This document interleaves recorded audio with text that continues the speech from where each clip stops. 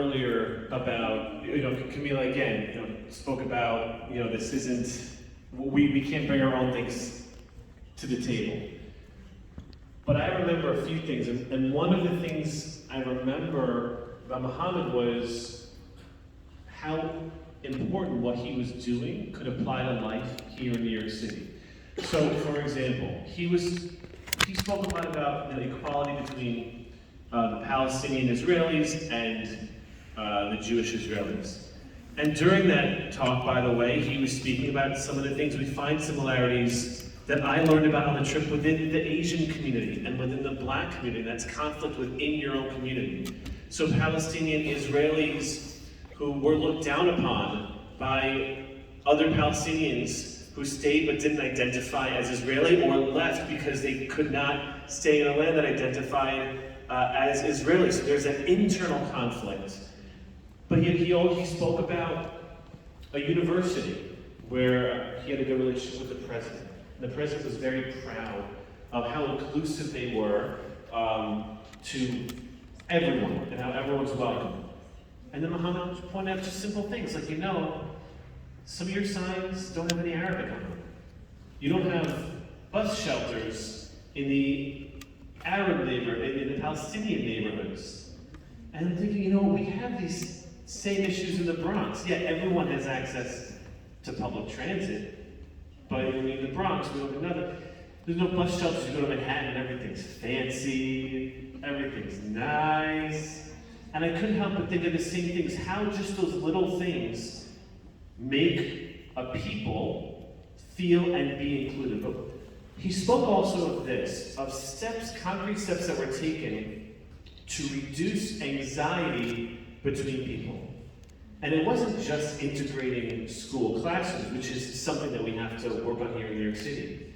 He said when you taught Israelis just a little bit of Arabic, they felt safer. And why?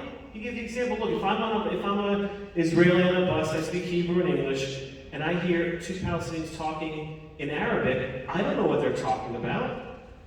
That gives me a lot of anxiety, a lot of fear, and I know what I see, they all hate me, they're probably talking about how much they hate me and they want to hurt me.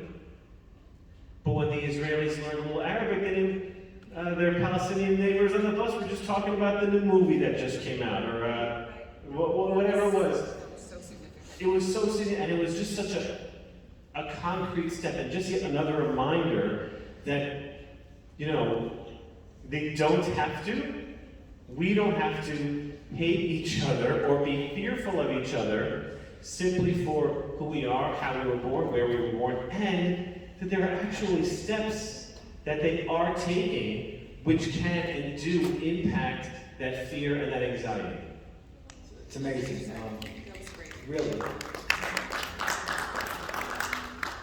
There was a question about healthcare. I threw it out because we're not going to do healthcare. Talk about the food for a second. We're going to talk about the food. Israel has great healthcare. We are stuck in healthcare. We want to be more like Israel. Yes, thank you very much. And we're going to get to the food in a second. Now you're back in Yerushalayim, Jerusalem. You visited the Harabite, the Temple Mount, the Dome of the Rock, the Kotel, the Western Wall, the Church of the Holy Sepulchre, all in Yerushalayim. And these places are considered the holiest, not just in Israel, but in the world. This is what's causing all the tension, these four spots, right? Most people are affected. I know I'm affected every time I go to emotionally, spiritually. I don't care which part I'm going to or what I'm seeing. I guess Councilman Carl was going to go first.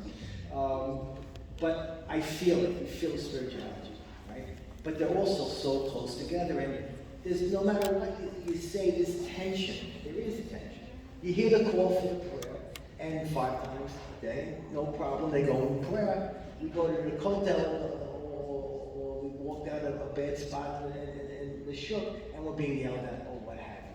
So you must have felt something, and I'm curious what it is you felt both on what it meant to you to be in these holy spots, and of course, did you reflect on what these people must be going through, Israelis, Palestinians, Arabs, whomever, in terms of how close they are to something that's different from what they believe in, but they have to see and live with it.